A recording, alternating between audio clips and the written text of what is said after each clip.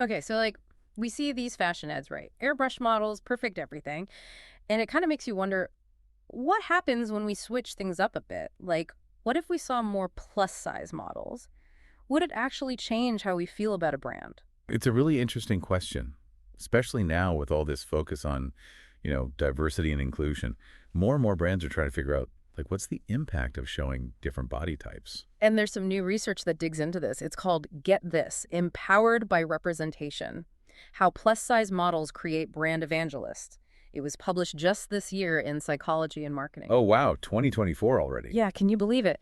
And they didn't just talk theory, they actually did 6 studies. One of them even took place in like a real store. Whoa, a field study. That's awesome.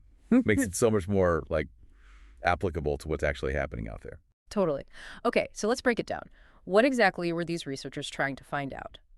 Basically, can using plus size models actually turn people into what they call brand evangelists? You know, those customers who are like so obsessed with the brand, they tell everyone about it. Yeah, yeah, they're like walking, talking billboards. So did they find the link? That's the big question, right? And the findings seem to point to yes. Interesting. So you want to start with that real world store experiment? I feel like that's like the most relatable one to wrap our heads around first. I'm down. Let's hear it. All right, so picture this. A local shop, they're running an experiment over 2 weeks. The only thing they change, the models in their ads. Okay, I'm intrigued. Week 1, all the ads feature, those typical thin models. Week 2, boom, plus size models are front and center. But here's the best part. The salesperson, like the person actually interacting with the customers, they had no idea this experiment was even happening. Oh, that's smart. A true blind study to avoid any bias. Exactly. So it was all about like capturing those genuine reactions from shoppers. So did people even notice? Was there like a difference? Oh, they noticed. Get this. 53% of customers who saw the plus size models said they'd recommend the shop to someone else. Wow, that's huge. And what about the folks who saw the thin models? Only 33% said they recommend it. So we're talking a 20% increase just from changing the models. That's a pretty big jump. It makes you think about the power of representation. Right. But like obviously one store doesn't mean it's going to work for every brand, right? Right, right. We need more data. That's where the lab studies come in. Exactly. Studies 2, 3, and 4, they took all this into a controlled setting. They basically recreated that shopping scenario in a lab to really isolate the impact of, just the model's size. Makes sense. So, like, remove all the other variables that could be at play in a real store. Yep. Like, what if the weather was nicer one week? Who knows? So they controlled for all that. Clever. So what happened in the lab? Did they get similar results? This is where it gets even more interesting, I think. The lab setting actually revealed something even deeper. It wasn't just about seeing a different body type in the ad, it was about how it made people feel. Oh, wow. Okay, I'm really curious now. Tell me more. Their research suggests that seeing those plus-size models actually made people feel more empowered. Empowered, like, whoa, that's a pretty powerful word. But how does simply seeing, like, a different model in an ad, how does that make someone feel empowered?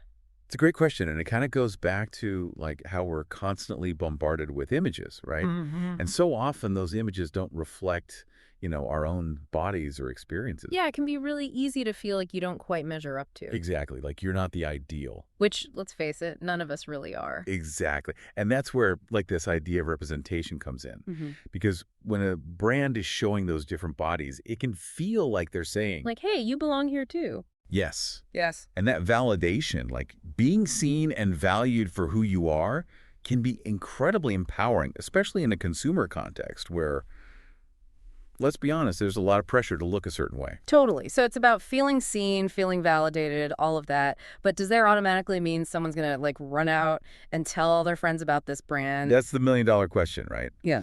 Does feeling empowered actually translate to becoming a brand evangelist? Yeah. And, the research suggests it can. Really? Why do you think that is? Well, think about it. When you feel empowered by a brand, you connect with them on a much deeper level. It's not just about buying a product anymore. It's about aligning yourself with their values. You're part of something bigger, like a movement or something. Exactly. And when you believe in something that strongly, you naturally want to share it with others. It's like you're almost an ambassador for them. Right. And that's the core of brand evangelism. That emotional connection that can turn, everyday customers into those passionate advocates for a brand. But here's where it gets even more interesting. Study number 5 suggests that this whole empowerment effect, it might be even stronger depending on your personality. Oh, I did not know that. So, like, are certain people just more likely to become, like, super fans? That's what the research seems to suggest. Yeah. And the key personality trait they identified was empathy. Empathy. Okay, interesting. So people who scored high on empathy, meaning they're just naturally more in tune with, the feelings of others, Right. they showed an even bigger jump in brand evangelism when they saw the plus-size models. Hmm. Makes you wonder, like, is it because seeing a brand champion inclusivity, does that just, like, really resonate with people who are already wired to connect with others' emotions? That's a great point.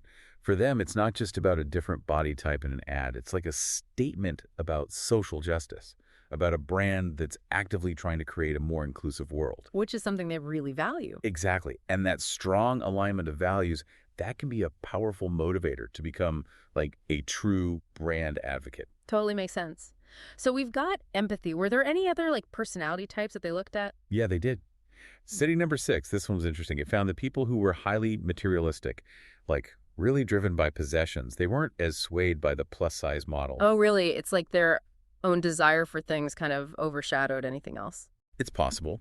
Maybe for them, a brand's stance on, inclusivity or social issues, it might not be as important as other factors when they're making a purchase decision. Fascinating. So even though this research shows like inclusivity can be super powerful for building brand love, it seems like individual values and like our own motivations, they play a role too. Definitely. It's not a one-size-fits-all kind of thing, which I think makes it even more interesting. Totally agree.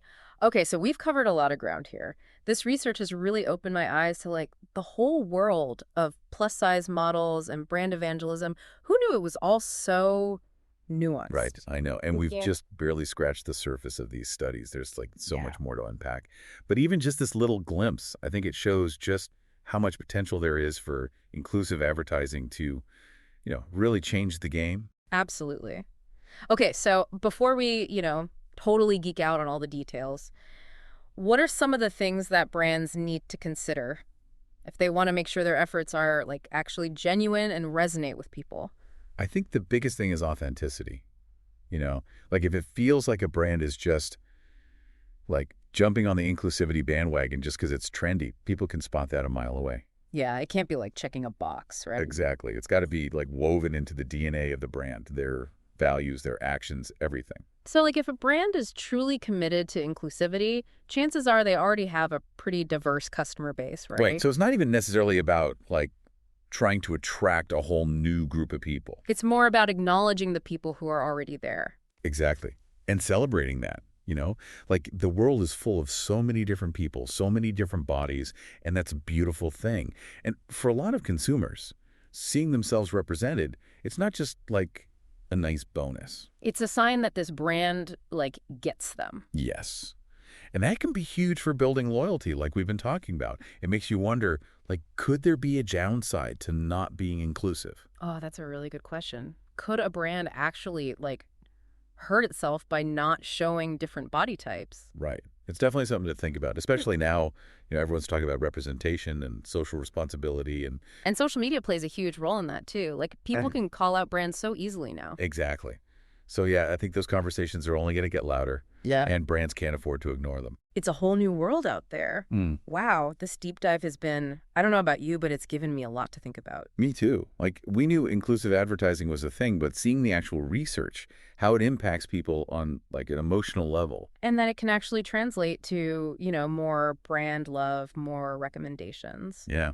And it all comes back to representation, seeing yourself reflected in the media you consume, the brands you support, It can make a real difference. for sure.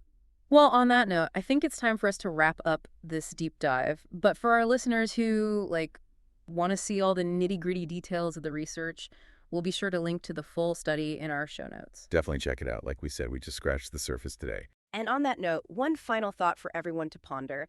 We've seen how powerful inclusive advertising can be. But as we move into this, even more interconnected world, could a brand's lack of inclusivity actually be its downfall? Something to think about. Until next time.